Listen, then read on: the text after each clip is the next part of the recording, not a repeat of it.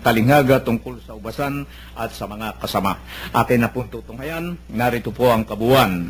Nagpatuloy ng pagsasalita si Jesus, ngunit ngayon sa pamagitan ng mga talinghaga. Sinabi niya, may isang taong nagtanim ng ubas sa kanyang bukid at binakuran niya ito. Humukay siya ng pisaan ng ubas at nagtayo ng isang mataas na bantayan. Pagkatapos, iniwan niya ang ubasan sa mga kasama at siya'y nagtungo sa ibang lupain. Nang dumating ang panahon ng pitasan, pinapunta niya ang isa niyang utusan upang kunin sa mga kasama ang kanyang kaparte. Ngunit sinunggaban ng mga kasama ang utusan. Binugbog at pinauwing walang dala. Ang may-ari nagpunta uli ng ibang nagpapunta uli ng ibang utusan. Ngunit kanilang pinukpok ito sa ulo at binusta. Nagutos na naman siya ng isa pa. Ngunit pinatay nila ang utusang iyon. Gayon din ang ginawa nila sa marami pang iba. May binugbog at may pinatay. Iisa na lang ang natitira na maaaring papuntahin sa kanila. Ang kanyang minamahal na anak. Ito ang kahuli-hulihang pinapunta niya. Igagalang nila ang aking anak, wika niya sa sarili. Ngunit ang mga kasamay nag-usap-usap. Ito ang tagapagmana. Hali kayo, patayin natin at nang mapasa atin ang kanyang mamanahin. Kanilang sinunggaban siya, pinatay at itinapon sa labas ng ubasan. Ano ngayon ang gagawin ng may-ari ng ubasan? Paroroon siya at papatayin ng mga kasamang iyon at ang ubas ay ibibigay sa iba. Hindi ba ninyo nababasa ang nasa saad sa kasulatan? Ang batong itinakwil ng mga tagapagtayo ng bahay ang siyang naging batong panulukan. Ginawa ito ng Panginoon at ito'y kahanga-hanga. Tinangka ng mga pinuno ng mga Hudyo na dakpin si Jesus sapagkat nahalata nilang sila ang pinatatamaan sa talinghagang iyon. Ngunit takot naman sila sa mga tao kaya't hindi nila siya inano at sila'y umalis. Magandang gabi, Kuya Bert. Ito po yung kabuuan ng unang sigwada po ng mensahe ng ating Panginoon sa chapter 12 ng Marcos, ang talinghaga tungkol sa ubasan at sa mga kasama. Kuya Bert, itong talinghaga po ito kung sa ibang hindi masyadong banggad sa salita ng Diyos at sa mga mensahe nito ay medyo mag-iisip. Pero alam ko po na kayo ay sa mga mensaheng ito ng Panginoon ay merong napakagandang halimbawa rito na may kaugnayan ho sa ating Panginoon at sa mga manggagawa ng ating dakilang Diyos na kumbagay tinauna na niya na binigyan ng karapatan upang mangaral, magbigay ng mabuting tamang direksyon sa pamumuhay ng sangkakristyanuhan nung una pa. Pero yun po'y pinagbaliwala hanggang sa kahuli-hulihan ang kanya ng bugtong na anak ang ipadala. Ano po ang magandang mensahe rito na nakikita ninyo? Alam mo, Kuya Min, katulad nga ng sabi mong talinghaga, talagang napakatalinghaga ng iyong binasa, no? Una, katulad ng sabi mo na mayroong isang may-ari ng ubasan. At yung kaniyang mga manggagawa ay meron siyang isinugo. So, ibig sabihin, hindi sabay-sabay. May nauna. Ang tinutukoy dito na may-ari ng ubasan, walang iba, kundi ang Diyos. At ang kanyang ubasan ay ang buong mundo. Mahal niya ang kanyang ubasan at alam niyang dito aani siya. At ang aaniin niya ay ang mga tao na susunod at kikilala sa mga unang propeta na kanyang iniatas.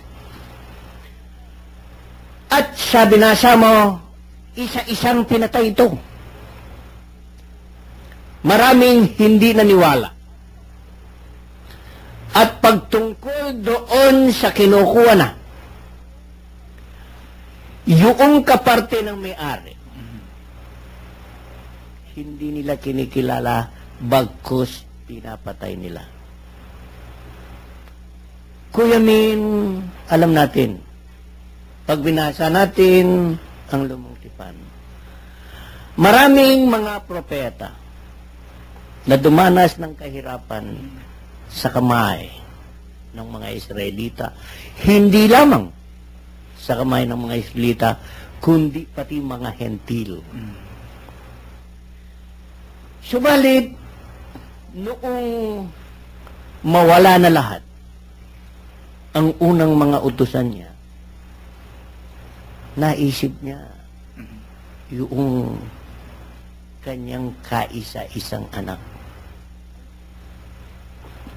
Ang isip ng may-ari ng ubasan, dahil ito'y hindi utusan, kundi anak, igagalang. Pero iba ang kanilang naging isip. Dahil siya nga ang magmamana, umisip sila ng paraan at magtutulong-tulong na patayin siya.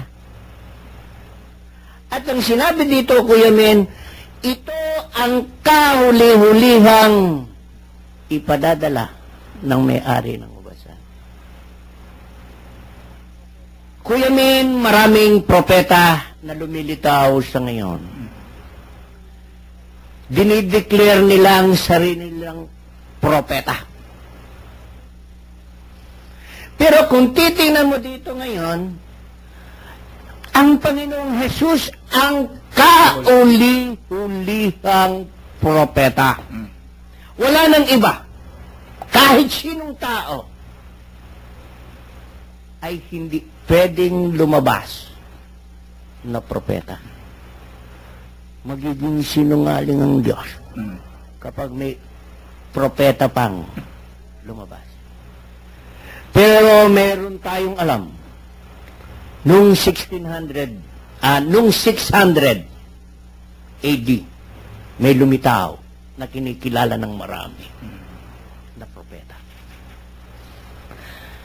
At hindi lamang yun, kahit sa panahon na natin ngayon, maraming propeta. Ano sinasabi nila? Oh, sa susunod na ganito, magugunaw ng mundo. Magbalik loob na kayo. Magsisi na kayo. Mga propeta yan, Kuya Min. Marunong pa sila sa Diyos. Kaya anong ibig ko sabihin? Nung tinangka nila na patayin ang ating Panginoon, sabi niya, papatayin natin eh. Hindi pa nila napapatayin niya ng ating Panginoong Jesus eh. Papatayin natin. At diniin na sinabi ng Panginoon, hindi ba ninyo nababasa ang nakasaad sa kasulatan? Ang batong itinakwil ng mga tagapagtayo ng bahay, ang siyang naging batong panulukan. Ginawa ito ng Panginoon. Kuya Min, maliwanag ito eh. Napakaliwanag. Noong pang bago dumating ang Panginoon, sinabi na ito sa Lumang Tipan eh. Na mayroong batong itatakwil ang mga tagapagtayo ng bahay. Sino yon? Ang mga piniling anak ng Diyos. Ang piniling bayan ng Diyos, ang Israel. Kaya nga, sana, mga ginigiliw naming tagapakinig, huwag tayong magiging katulong. Huwag tayong magiging kasangkapan upang labanan natin ang Panginoong Jesus. Huwag sana tayong magiging katulad ng mga Pariseo at Eskribang ito na napakarunong. Na kung titingnan mo, gumagawa ng paraan upang mapatay ang katotohanan. Kaya mga ginigiliw naming tagapakinig, pakatandaan po natin, meron tayong isang batong panulukan na kailanman ay hindi pwedeng gibain. Na kailanman hindi pwedeng gapiin. Kundi ang batong yan, ang siyang magiging sandalan natin